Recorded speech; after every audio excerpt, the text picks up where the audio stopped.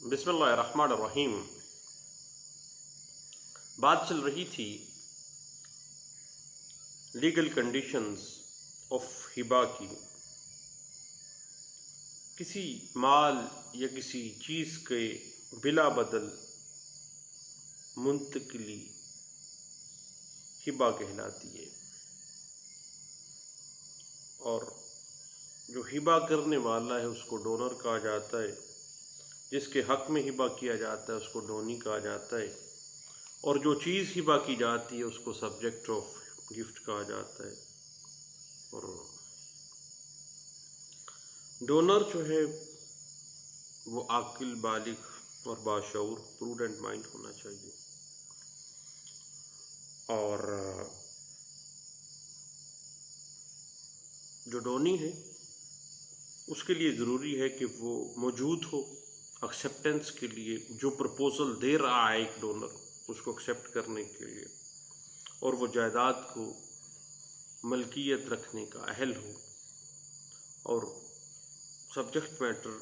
की डिलीवरी लाजमी है। हर शख्स जो डोनर, जो किसी मालिक है किसी प्रॉपर्टी का,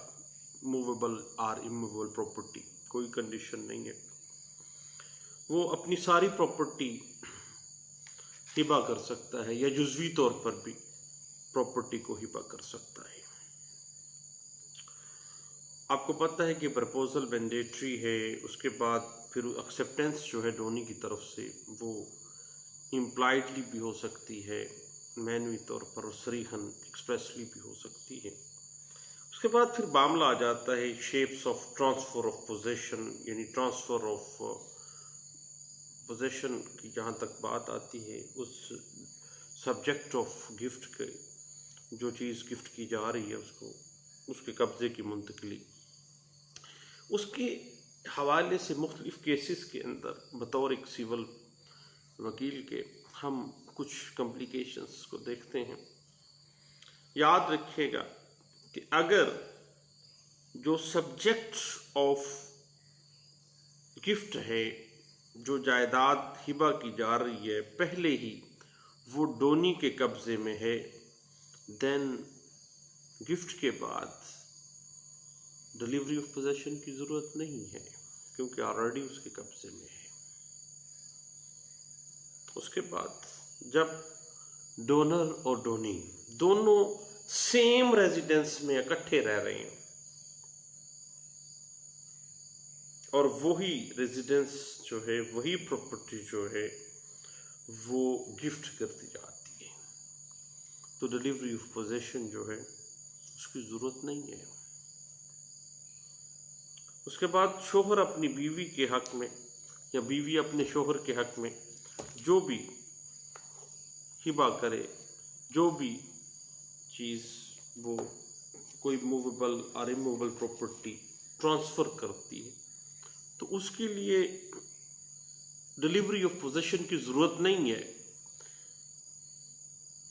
और हत्ता कि खामद की तरफ से बीवी के हक में किए गया जो हिबा है उसको रजिस्टर्ड करवाना भी मैंडेटरी नहीं है, लाजम नहीं है। इस हवाले से एक लैंडमार्क असेसमेंट है PLD 2015, Peshawar high court, page 111 में इस बात की बड़े अच्छे अंदाज से वजाहत की गई थी। अब जब किसी नाबालिग बच्चे के हक में एक बाप या एक माँ गिफ्ट करती है, तो वो तो भाई नाबालिग है, डिलीवरी ऑफ पोजेशन की ज़रूरत नहीं है। उसके बाद जहाँ पर सब्जेक्ट ऑफ गिफ्ट जो प्रॉपर्टी है, अगर वो किसी को लीज पे दी गई है या वो रेंटेड प्रेमिसेस है, किराए पे दी गई है, तो देन क्या होगा? फिर किराया की जो वसूली है वो डोनी के पास अगर चली जाती है तो ये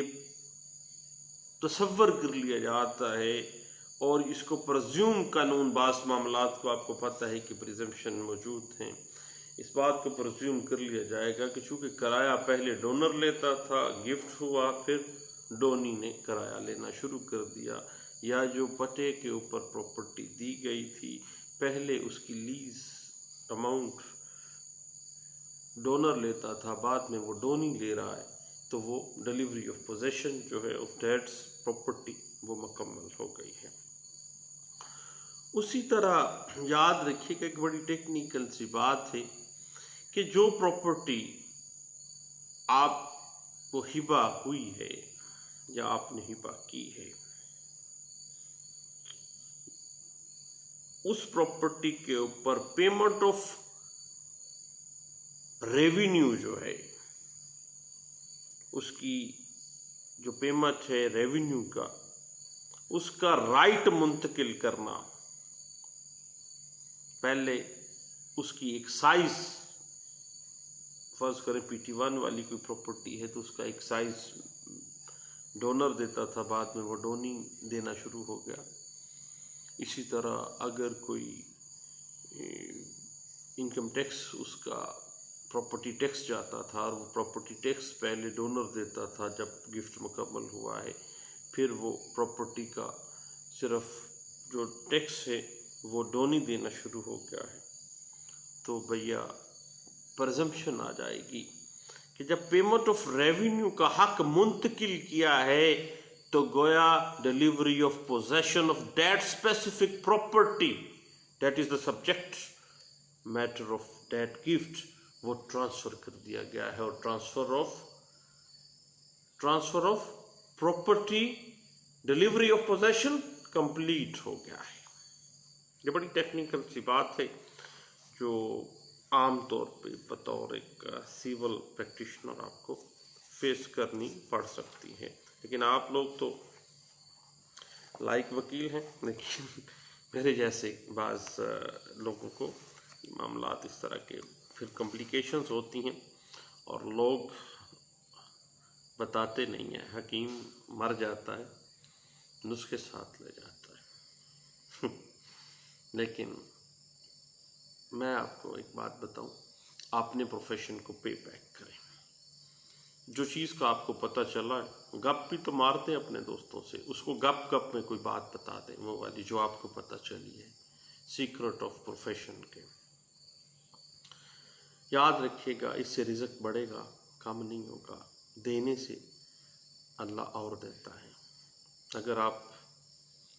دبائیں گے کسی چیز کو تو اس کی برکت ختم ہو جائے گی۔ اب بات آ جاتی ہے کیا ہر انسان گفٹ کیوں کرتا ہے؟ جب بیٹے بیٹیاں موجود ہیں تو بعض اوقات ان کو محروم کرنے کے لیے کسی دوسرے شخص کو کیوں ایسے معاملات ہوتے ہیں؟ اب بات یہ ہے کہ اگر کسی ایک بیٹے کو ایک مرلہ دیا جا رہا ہے تو دیگر اولاد کو بھی ایک ایک مرلہ گفٹ کیا جائے گا، تاکہ بطور باپ وہ اپنا انصاف کر سکے، بطور اپنے سربراہ کے وہ اپنی رعیت کے ساتھ انصاف کر سکے۔ اب گفٹ کرتے وقت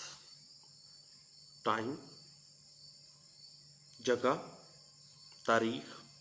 کس کے سامنے وہ گفٹ کیا، گفٹ کرنے کا مقصد کیا تھا، اگر وہ محروم کر رہا ہے، کیا اس کے گفٹ کی بنا پہ کسی کے رائٹ انفرنج ہو رہے ہیں، تو کیوں کیا ہے اس نے ایسا؟ کیا کوئی خاص خدمات تھیں جس کے صلے میں بہت زیادہ ضروری تھا کہ وہ اہل و عیال کو چھوڑ کے کسی اور شخص کو گفٹ کر رہا ہے؟ یعنی میرے بھتیجے نے میری خدمت بڑھاپے میں اتنی زیادہ کی ہے کہ میں اس کو اپنی آزاد مرضی سے گفٹ کرنا چاہ رہا ہوں، اور اس کے لیے میں نے آفر کی ہے، اس نے ایکسیپٹ کی ہے اور قبضہ دیا ہے فلاں فلاں شخص کے سامنے، فلاں تاریخ کو، فلاں ڈیٹ، فلاں ٹائم، فلاں لوگوں کے سامنے۔ اور جب ڈیلیوری آف پوزیشن ہو گئی ہے تو اس کے بعد گفٹ کی پوزیشن آ جائے گی کہ کیا وہ زبانی ہے یا تحریری ہے، اندراج کروایا گیا یا نہیں کروایا گیا۔ جب گفٹ ڈیڈ تیار کی گئی تو کیا وہ باقاعدہ طور پر اس کی لوازمات کو پورا کیا گیا، اس کی شناخت، تصدیق، ہر چیز پیٹنٹ طریقے سے اسی طرح سے ہوئی ہے جو قانون جس بات کے اوپر انسسٹ کرتا ہے۔ اگر کسی عورت نے گفٹ کیا ہے تو کیا اس عورت نے گفٹ کے حوالے سے کسی سے کوئی مشورہ کیا تھا؟ کیا وہ انفارمٹی کی حالت میں تو نہیں تھی؟ کسی کے دباؤ میں گفٹ کرنے والا تو نہیں تھا؟ کیا اس کے حواس ہمسا پراپر ورک کر رہے تھے؟ اگر اس نے تحریر کیا ہے تو اس تحریر کرنے کے لیے اسٹیمپ پیپر کہاں سے لیا گیا؟ کن گواہان کے سامنے یہ ٹرانزیکشن ہوئی ہے؟ کس نے اس گفٹ کو لکھا ہے؟ کیا گفٹ کرنے والا اگر کوئی عورت ہے تو وہ پردہ نشین عورت تو نہیں تھی؟ اگر کوئی آدمی ہے تو کیا وہ ان پڑھ تو نہیں تھا؟ کیا فراڈ کے ساتھ، مس ریپرزنٹیشن کے ساتھ، یا کسی فیڈوشری ریلیشن شپ کے ساتھ، کیا کسی دباؤ والے تعلق کے ساتھ، کیا کسی لالی پاپ دے کے، انڈیوسمنٹ کر کے تو گفٹ نہیں کروایا جا رہا؟ جب گفٹ کے لیے اسٹیمپ پیپر لیے جا رہے ہیں تو کیا اسٹیمپ فروش جو ہے وہ لائسنس یافتہ ہے، تحریر کنندہ لائسنس یافتہ ہے؟ کیا اگر سب رجسٹرار کے سامنے اس کو پیش کیا گیا ہے ڈونر کو تو کیا سب رجسٹرار جو ہے اس نے اس ڈونر کی ذہنی کیفیت کو جج کیا تھا؟ یہ ساری چیزیں جب آپ سوٹ فائل کرتے ہیں کسی بھی گفٹ کو ثابت کرنے کے لیے یا اس کو ریووک کرنے کے لیے، اس میں ان ساری چیزوں کو آپ نے دیکھنا ہے۔ اور آپ کو پتہ ہے کہ ڈیکلیریٹری سوٹ کی مدت جو ہے، جو ڈیکلیریشن مانگتے ہیں آپ لوگ گفٹ میں یہ باقی کیسز میں، اس کی مدت 6 سال ہے۔ لیکن اگر فراڈ کی صورت ہے یا وراثت کی صورت ہے تو پھر آپ کو پتہ ہے کہ مدت جو ہے وہ 6 ایئر نہیں ہے، بلکہ فراڈ کی صورت میں فراڈ کے نالج سے ہوتی ہے۔ لیکن یہ آپ جیسے لرنڈ کونسل کا کمال ہوتا ہے کہ وہ علم ہونے سے میعاد کو شروع کرواتا ہے اور کس طریقہ کار سے فراڈ کا نالج مینشن کرتا ہے اور اس مقدمے کو لیمیٹیشن ایکٹ کے اندر فٹ کرتا ہے۔ اب جب ایک گفٹ باقاعدہ طور پر رجسٹر کروا لی جاتی ہے تو یہ ممکن نہیں ہے کہ محکمہ مال جو ہے اس میں انوالو نہ ہوا ہو۔ جب فراڈ کی معاملہ ہوتا ہے، آپ کو پتہ ہی ہے کہ ہمارے پنجاب کے اندر بھی دوسرے صوبوں میں بھی ہوتا ہی ہوگا کہ ایک عورت کی صورت میں آزادانہ نصیحت جو ہے وہ ضروری ہے، اور زیادہ تر ہمارے ہاں گیمز جو ہیں وہ پردہ نشین عورتوں کے ساتھ ہی پیش آتی ہیں، اور عورتوں کو عام طور پر وراثت سے محروم کرنے کے لیے گفٹ کر لیے جاتے ہیں دوسروں کو۔ لیکن بعض اوقات خواتون جو ہوتی ہیں وہ بڑی چالاک بھی ہوتی ہیں اور اپنے بھائیوں کو وہ گفٹ کے ذریعے اپنے والد سے کروا لی، والدہ سے کروا لی، اپنے بھائیوں کو وہ جائیداد سے محروم کرنا چاہ رہی ہوتی ہیں۔ اب جب کبھی بھی فراڈ کا عنصر آ جائے ہبہ کے اندر تو فراڈ آپ کو ثابت کرنا ہوگا، اور فراڈ کا جہاں تک معاملہ ہے آپ یاد رکھیے گا کہ جرم ہمیشہ نشان چھوڑتا ہے،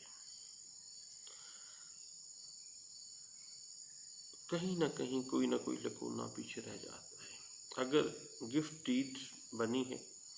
کیا پراپرٹی ٹیکس انہوں نے اپنے نام کروایا تھا؟ گفٹ کروا لی ہے، گفٹ ڈیڈ اس نے جعل سازی سے بنوا لی ہے، کیا اس پراپرٹی ٹیکس بھی اس نے اپنے نام کروا لیا تھا؟ اب یاد رکھیے گا کہ محمدن لا سیکشن 138 ڈیفائن تو کرتی ہے گفٹ کو، اور اسلام اجازت تو دے رہا ہے، گفٹ کیا جا سکتا ہے، کوئی شخص بھی کر سکتا ہے جزوی پراپرٹی یا مکمل پراپرٹی، لیکن اس کے ساتھ اسلام برابری کا درس بھی دیتا ہے، یعنی کسی کو وراثت سے محروم کرنے کا درس تو دین نہیں دیتا۔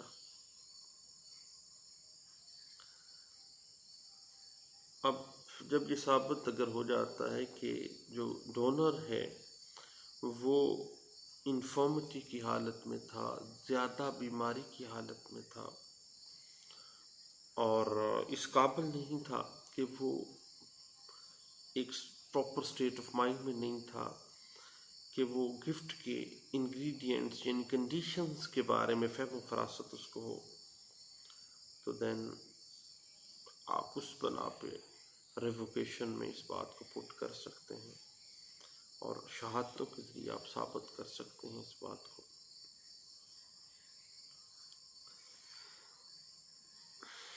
اب جہاں تک معاملہ ہے ڈونر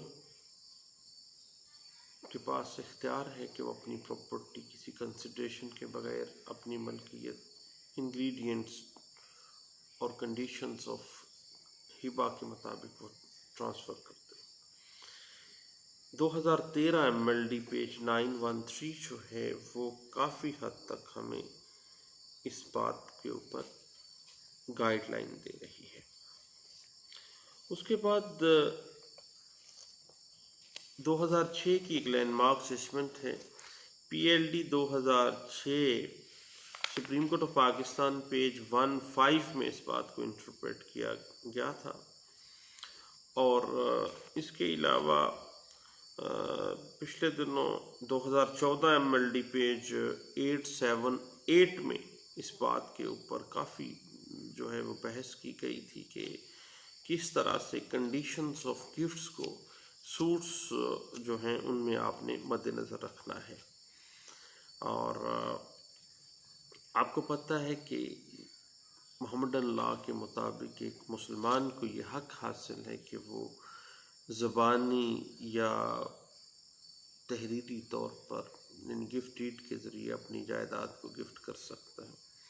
اس حوالے سے سیکشن 123 اینڈ سیکشن 129 یعنی سیکشن 123 اور section 129 transfer of property act 1882 کے تحت اس کی رجسٹریشن ضروری تو نہیں ہے، لیکن ایک درست اور ویلڈ گفٹ کو ثابت کرنے کی خاطر اس کے لوازمات کو ثابت کرنا لازمی ہے، اور رجسٹریشن ایکٹ 1870 کی سیکشن 17 جو ہے وہ کچھ ڈیڈز کو مینڈیٹری قرار دیتی ہے کہ ان کو رجسٹر کر لیا جائے جب وہ ڈیڈ بنی ہے، جب وہ تحریری ہو گیا ہے۔ اس حوالے سے ایک لینڈ مارک ججمنٹ ہے 2011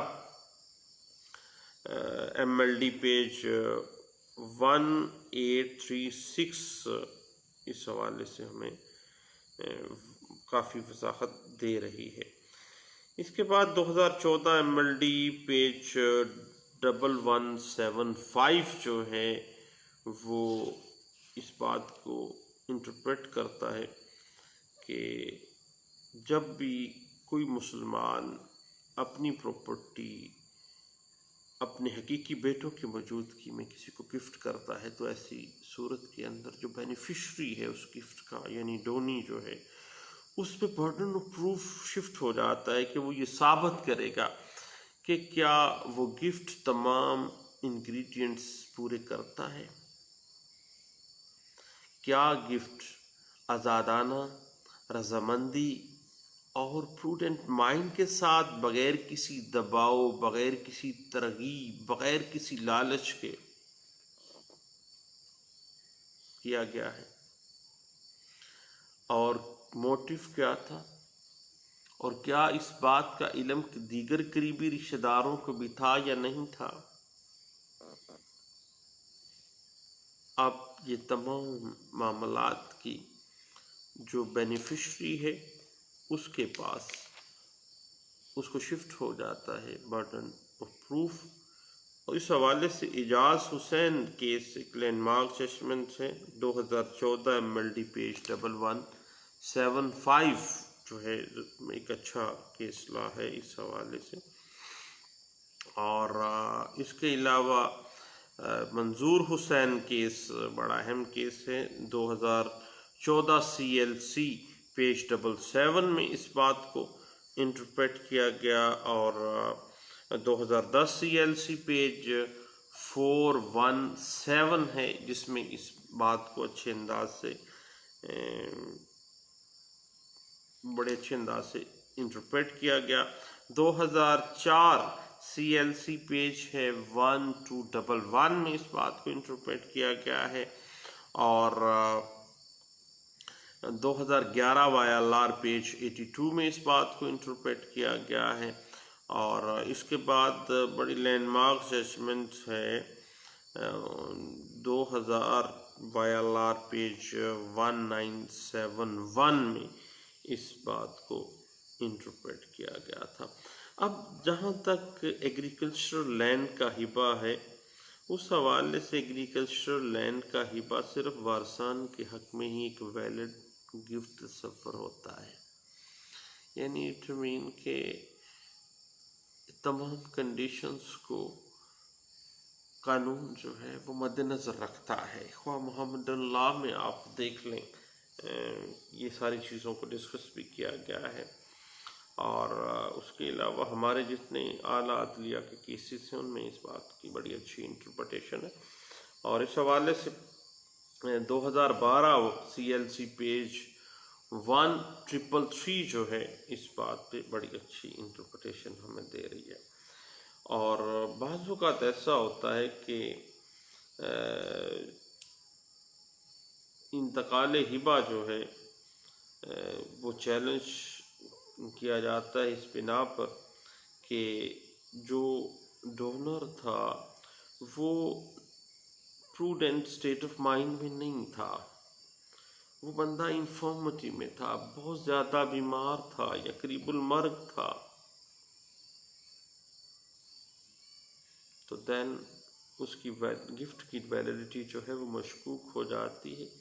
اس حوالے سے ایک بڑا ہی اہم کیس لا ہے 2011 CLC پیج 284 میں اس بات کو انٹرپریٹ کیا گیا ہے۔ لیکن ایک بڑی ٹیکنیکل سی بات ہے ایگریکلچرل لینڈ کے حوالے سے، یاد رکھیے گا کہ جوائنٹ کھاتا جو ہے اس کے اندر قبضہ دیے بغیر بھی آپ کو پتہ ہے ہبہ ہو سکتا ہے، اور ڈونی جس کو یعنی ایگریکلچرل لینڈ وارثان میں سے ہی کسی کو گفٹ کی گئی ہے، اور ڈلیوری آف پوزیشن جو ہے چونکہ ایک جوائنٹ پراپرٹی ہے اس میں وہ تصور پرزمپشن ہو جائے گی کہ قبضہ بھی ٹرانسفر ہو گیا ہے۔ اب اسپیسیفک نمبر میں سے جب قبضہ لینا چاہتا ہے وہ ڈونی جس کو وہ گفٹ کی گئی ایگریکلچرل لینڈ، وہ پھر اس کے لیے دعوی تقسیم جائیداد اور دخل یابی کر کے مخصوص جو ہے دعوی تقسیم جو پارٹیشن سوٹ ہے دعوی تقسیم جائیداد کے ذریعے ہی وہ اپنی پراپرٹی کے اس حصے کو جو اس کو گفٹ میں ملی ہے ایگریکلچرل لینڈ وہ اس کو علیحدہ کروا سکتا ہے۔ اور اس حوالے سے لینڈ ریونیو لاز میں جہاں پر گفٹ ہمیں گائیڈ لائن دیتا ہے نا، وہاں کی ایک اصلاح ہے PLJ 2005 Lahore high court page 1288 میں اس بات کی بڑے اچھے انداز سے انٹرپریٹیشن جو ہے ہمیں ملتی ہے۔ اور اس کے علاوہ سیم جو کورٹ کا ڈیسیژن تھا، ججمنٹ تھی، اس کو بارہا دفعہ رپیٹ کیا گیا، اور حتیٰ کہ 2010 کی ایک لینڈ مارک ججمنٹ ہے جس میں اس کو ڈسکس کیا گیا تھا 2010 CLC پیج 1861 میں اس بات کو انٹرپریٹ کیا گیا۔ اب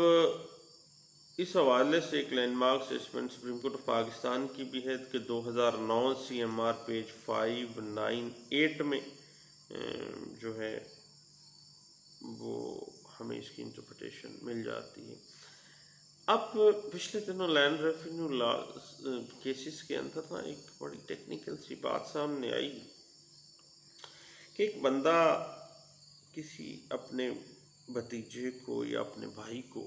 گفٹ کرتا ہے اپنی پراپرٹی، اپنی پوری زندگی میں وہ اس گفٹ کو چیلنج نہیں کرتا اور وہ مر جاتا ہے پوری زندگی۔ وہ یعنی گفٹ کرنے کے پاس فرض کریں کہ وہ 15 سال 10 سال 20 سال زندہ رہا ہے، مشترکہ کھاتا تھا، اس میں سے جناب اپنے بھائی کو اس نے گفٹ کر دیا، اور گفٹ کرنے کے 10 سال وہ زندہ رہا، 10 سال کے بعد مر گیا۔ بعد میں اس گفٹ کو ریووک کروانے کے لیے اس کے بیٹے آ گئے جناب۔ اپنی زندگی میں اس نے اس گفٹ کو چیلنج ہی نہیں کیا، دین کیا ہوگا؟ یاد رکھے گا، سیٹلڈ پرنسپل کا درجہ حاصل ہو جاتا ہے اس چیز کو کہ وہ ایک ویلڈ گفٹ پرزیوم کیا جائے گا، ویلڈ گفٹ ہی تصور کیا جائے گا۔ اس حوالے سے بڑی ایک لینڈ مارک ججمنٹ ہے PLD 2007 Lahore high court page 467 میں اس بات کی انٹرپریٹیشن ہمیں اچھے انداز سے ملتی ہے۔ اور آپ کو پتہ ہی ہے کہ بعض اوقات چھوٹی چھوٹی باتوں کے اوپر پلی ہم لوگ لے لیتے ہیں۔ اب پچھلے دنوں کسی نے کہا کہ جی کوئی شخص اگر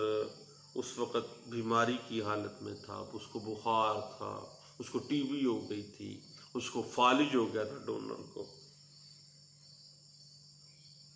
تو دین اس نے جو ہے نا وہ ہبہ کیا تھا، گفٹ کیا تھا۔